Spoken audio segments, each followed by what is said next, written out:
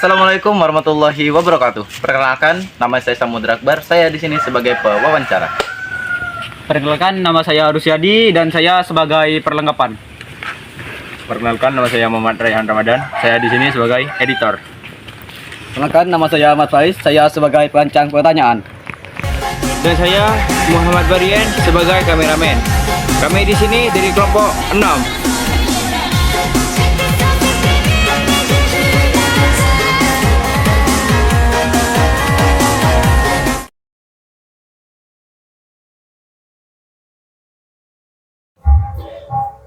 Assalamualaikum warahmatullahi wabarakatuh.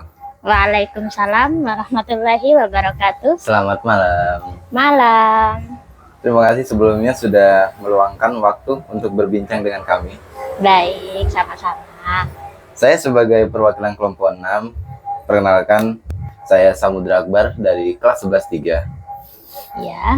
Di sini sedang bersama Mbak siapa kalau boleh tahu? Saya Alfia Nurfilah. Oh, Kak Alfia. Iya. Beliau akan menjadi narasumber kita yang akan membahas tentang inspirasi pendidikan. Jika boleh tahu, kakak sekarang berprofesi sebagai apa? Saya sekarang profesinya sebagai guru, tepatnya guru kelas di SDN Lengkong 4, Kecamatan Mumbulsari. Oh, SDN Lengkong 4, Kecamatan Iya. Mumbulsari. SDN Lengkong 4. Apakah kakak masih memiliki jenjang pendidikan yang ditempuh? Sebenarnya untuk saat ini tidak, dalam artian sudah selesai menempuh S1 dan S2-nya. S1 dan S2. Oke. Nah, apa bidang studi yang kakak pilih untuk S2? Untuk S2-nya saya memilih prodi pendidikan matematika. Matematika. Iya. Jadi di SD jadi guru matematika. Di SD karena sekarang itu peraturannya kalau pendidikan matematika itu masih serumpun. Jadi meskipun saya lulusan pendidikan matematika, jadi saya masih bisa mengajar di SD. Jadi tetap sebagai guru kelas, bukan guru mapel. Oh. Kecuali kalau di tingkat SMP, SMA kan guru mapel. Jadi karena saya mengajarnya di SD, jadi guru kelas seperti itu. Kalau boleh tahu nih ya kak ya, Iya. mengapa kakak tertarik dengan bidang tersebut? Saya tertarik pertama ya, karena S1 dan S2 saya memang S1 pendidikan matematika, dan kedua yang S2-nya juga sama pendidikan matematika. Selain itu karena linear ya, jadi yang kedua saya itu memang dari sejak SD suka yang namanya matematika. Dalam artian saya itu lebih suka tantangan seperti itu. Iya, jadi mulai SD saya itu ada yang menginspirasi saya. Salah satu guru SD saya namanya almarhum sudah ya. Beliau itu Bapak Budi Wahono dan Bu Narti. Nah, beliau berdua ini yang menginspirasi saya untuk memilih pendidikan matematika. Yang awalnya saya itu tidak suka ya pelajaran matematika, begitu beliaunya berada di dalam artian datang di kehidupan saya, maksudnya di waktu SD, jadi saya terinspirasi, saya harus bisa seperti beliau, saya ingin seperti mereka, seperti itu. Jadi salah satunya yang menjadi motivasi saya memilih prodi itu karena guru saya, dan passion saya memang suka di matematika itu, suka tantangan itu tadi. Suka tantangan. Iya. Bagaimana kakak membagi waktu untuk keluarga di balik kesibukannya? Iya, sebenarnya ya membagi waktu antara ngajar, antara kuliah ya, itu ya membutuhkan effort yang tinggi ya, usaha yang tinggi untuk membagi waktu tersebut. Jadi benar-benar ini tantangan yang sangat luar biasa bagi saya. Ya awalnya sih saya membayangkan gini, sebelum saya masuk kuliah di S2-nya, saya ngebayangin, tuh saya bisa nggak ya gitu ya.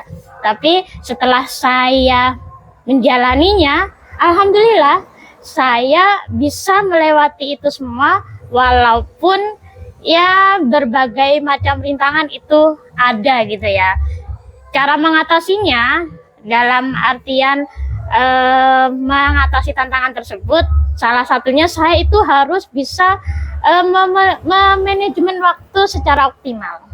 Jadi harus bisa membagi waktu antara keluarga, membagi waktu tugas mengajar.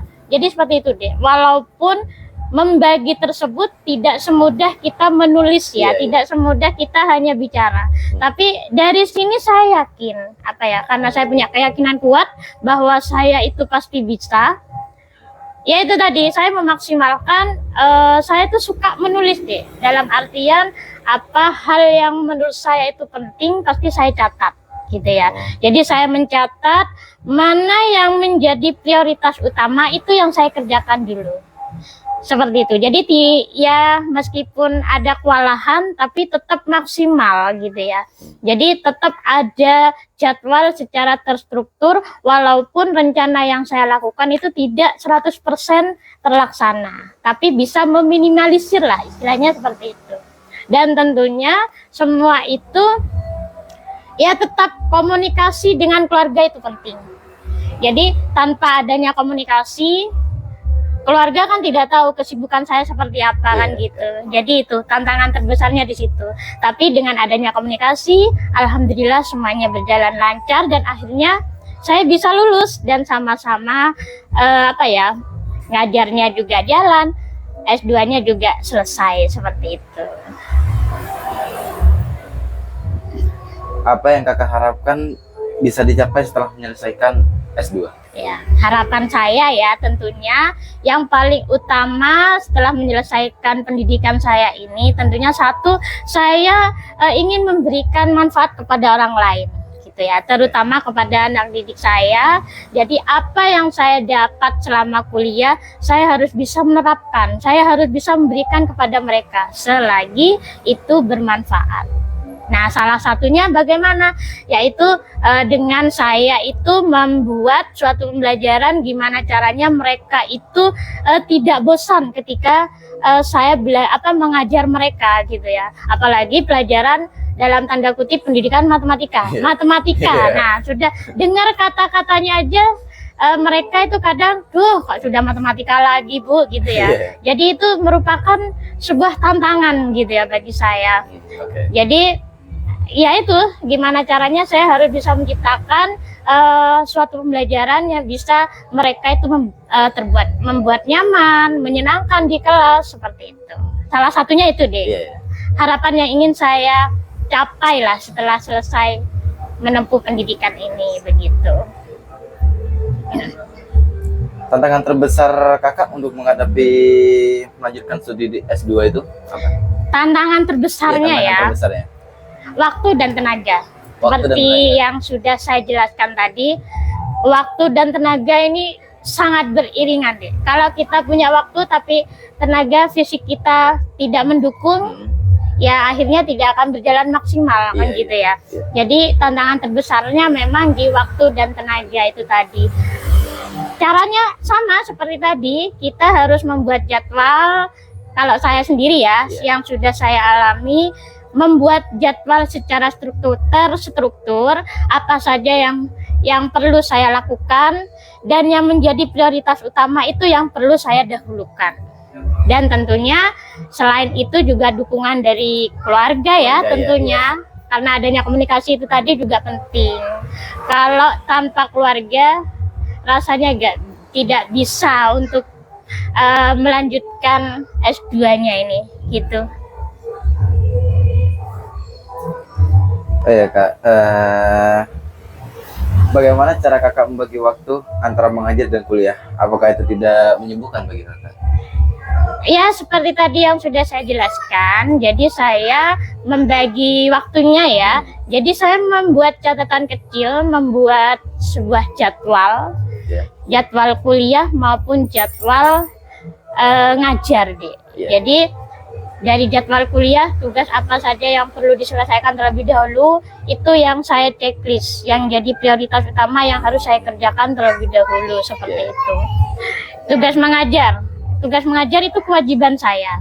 Jadi saya tidak akan meninggalkan tugas utama saya, gitu ya. Tugas utama saya karena sebagai guru ya. Jadi ya itu tadi, mana yang menjadi prioritas itu yang saya kerjakan terlebih dahulu, begitu. Apa yang ingin kakak sampaikan pada siswa-siswi yang ingin mengambil jurusan pendidikan matematika? Yang ingin saya sampaikan ya, Ya. sebenarnya ada satu kata motivasi ya untuk Oke. mungkin bisa Motivasi. untuk ya untuk kamu dan teman-teman nanti yang mau melanjutkan ke jenjang lebih tinggi ya. Manjada wajada. Ya. Manjada wajada. Ya, pernah dengar ya Pernah, kata-kata pernah, itu ya. Jadi itu yang menjadi pegangan saya untuk saya itu terus lanjut ya. Ya itu tadi. Saya selalu berusaha benar dalam artian saya itu orangnya kasarnya ya deh ya, tidak pintar. Tapi saya punya kemauan deh. Nah, itu yang paling utama. Dengan saya itu belajar bersungguh-sungguh dan menanamkan pada diri sendiri motivasi intrinsik ya dari dalam diri kita. Kalau saya itu pasti bisa. Nah, jadi dari kata manjada wajada itu yang selalu saya ingat sehingga saya itu timbul rasa percaya diri bahwa saya juga bisa seperti mereka. Dan motivasi kedua supaya mereka itu bisa lanjut kuliah ya. Iya. Ini apalagi sekarang sudah perkembangan semakin maju, semakin semuanya sudah berkaitan dengan ilmu ya. Tidak ada yang mudah kita jalani kalau tanpa ilmu, apalagi kaitannya sama dunia kerja. Iya. Pasti yang ditanya ijazah gitu ya. Iya. Semakin ini kata kalau logikanya saya, semakin tinggi ilmu yang kita dapatkan, maka logikanya menurut pemikiran manusia, kalau kita selalu berusaha itu juga semakin tinggi dan semakin mudah kita mendapatkan pekerjaan.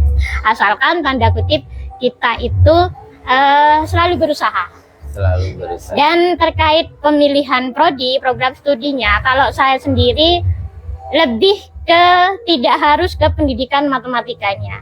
Jadi kembali pada diri kita sendiri. Kita itu mampunya di apa? Jadi kita itu harus bisa introspeksi diri lah ya.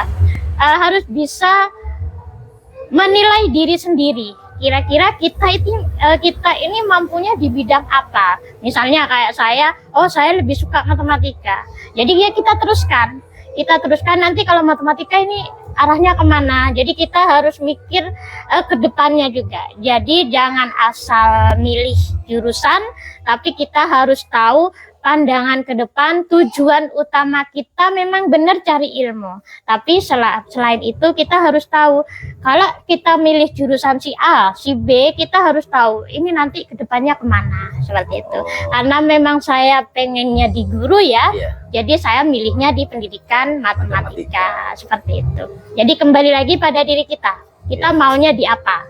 Dan tumbuhkan motivasi intrinsik yang ada pada diri kita. Yaitu dengan kata manjada wajada. Seperti itu. Jadi emang nggak boleh ngambil sembarangan gitu ya? Iya benar. Jadi kita harus punya tolak ukur lah deh untuk kita sendiri. Iya. Kita ini tujuannya kemana? Tujuan kita kuliah ini untuk apa sih? Seperti itu. Kita milih jurusan ini nanti ini kemana? Jadi kita harus memikirkan jangka panjangnya juga. Jangan hanya memikirkan saat ini gitu loh. Jadi jangka panjangnya juga harus kita pikirkan. Jadi emang harus benar-benar mateng ya? Benar harus matang dan tentunya ya harus musyawarah juga, karena musyawarah itu penting. Jangan difikirkan sendiri. Iya. Jadi kamu itu dalam artian ya butuh yang namanya masukan dari orang lain, entah dari keluarga terdekat ataupun dari saudara atau sahabat seperti itu. Jadi memang perlu banyak pertimbangan, perlu banyak kesiapan. Mau milih apa itu harus benar-benar difikirkan. Itu kalau menurut saya. Yang penting yakin bahwa kita itu pasti bisa. Seperti itu. Terima kasih banyak ya Kak ya atas waktu dan informasi yang sudah Kakak bagikan. Sama-sama. Ini sangat berarti bagi kami dan sangat memperkaya wawasan kami tentang inspirasi pendidikan. Alhamdulillah, amin. Semoga tetap selalu memberikan manfaat kepada orang lain ya. Amin. Terutama kan kamu sudah kelas 3 ya? Ya. Kelas 2 masih. masih kelas 2 ya, iya. Jadi tetap terus semangat belajar, optimis, percaya diri pada kemampuan diri sendiri lah tentunya ya. Ya itu saja mungkin. Terima kasih, sekian dari kelompok kami. Wassalamualaikum warahmatullahi wabarakatuh. Dadah. Waalaikumsalam warahmatullahi wabarakatuh.